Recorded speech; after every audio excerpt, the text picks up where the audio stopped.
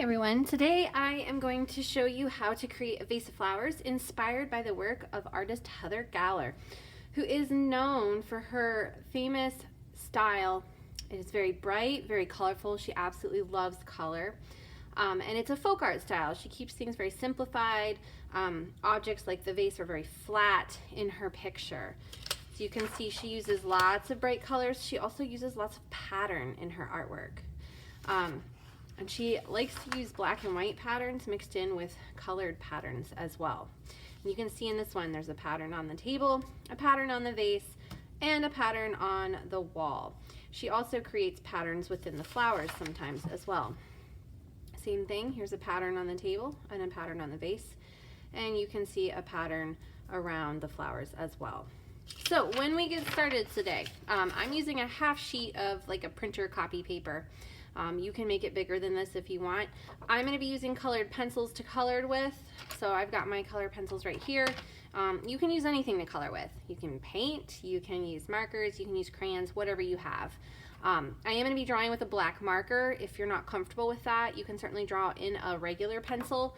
I would recommend tracing it with the black marker after you're done. So when you get started, you are going to start by creating a vase shape.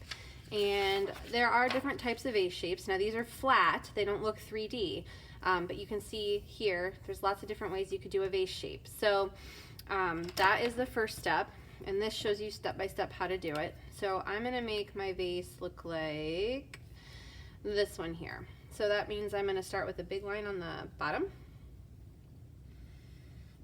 and then a short line for the top, and then I'm gonna connect those two together. I'm trying to draw a little bit more with the side of my marker just to get a thicker line. All right, after you have your vase shape, you are going to create some sort of black and white pattern on your vase. And there's some examples here that you can use if you want.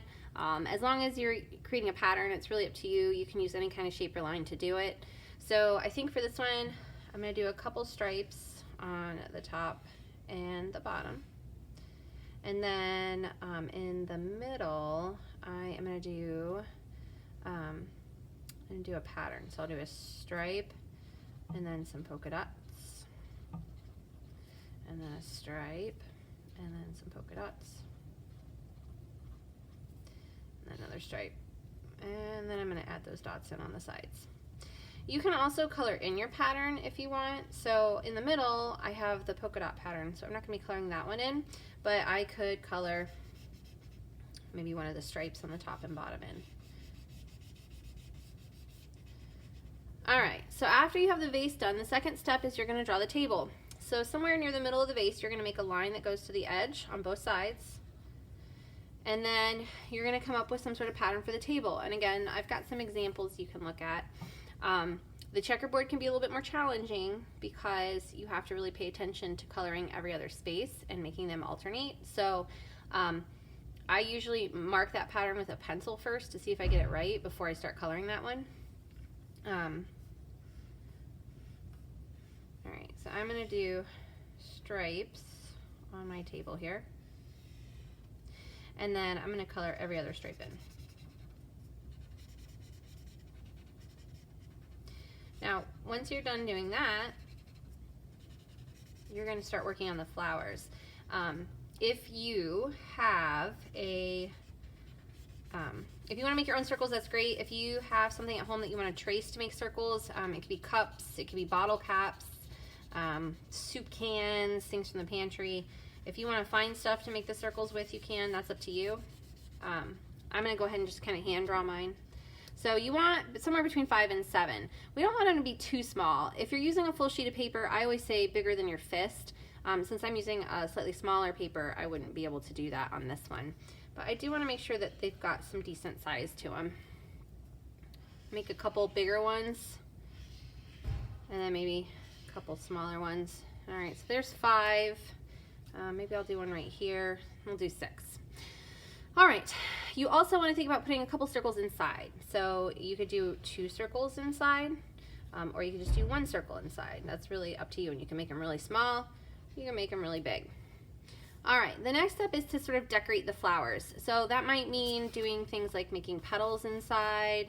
You can do that with like a wavy line or a bumpy line or a zigzag line. You could also decorate the middle of the flower as well, make it look like it has seeds or something like that. So there are some ideas you can look at. I'm gonna do petals on this one.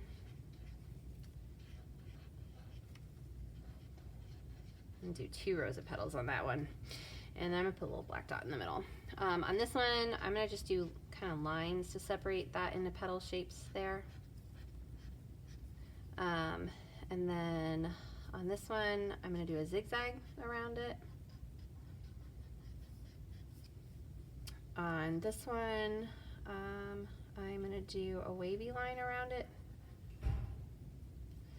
On this one, I am gonna do kind of that petal shape. Looks like almost like an eyeball shape or an ellipse. And then on this one, I'm gonna put a teeny tiny dot in the middle. And then I'm actually gonna do petals outside of this one. You can actually do some petal shapes outside too. All right, now that my flowers are done, I am going to add some leaves. Now to make the leaf, it's best to start with a dot for the tip of the leaf and then draw a loop. And I always make my loop go towards and touch the flowers. So dot for the tip and then make a big loop. And just kind of fit them in where you can. You can put some in between the flowers. You can put them down below the flowers. I like to kind of make them sort of touch each of the 2 flowers they're between. And then after you've drawn all the leaves, you can add the veins in. So it would be 1 vein down the middle, and then veins on one side, and then veins on the other. And they kind of angle. The veins don't go straight out. All right, so after you've done the leaves, you still need to think about adding in the stems if you have a space showing. Sometimes you can't really add the stem in because maybe things are underneath it. I think I can add all of mine, but you'll just have to take a look. If your circles are touching or the leaves are in between them, you might not be able to see the stem in yours. All right, so I definitely can put the stem into the vase from that flower, and you want to use 2 lines for that. I can do it from this one. This one, I'm gonna have to kind of draw it down to that leaf and then hop over the leaf and sort of finish it up into the vase. This one, I'm gonna draw it down to that flower and then add it in to the vase underneath that flower. And then this one, draw it in and then add it into the vase below. All right, so now that I have the stems drawn for the flowers, I'm actually done with my black marker, and this is where you move on to coloring.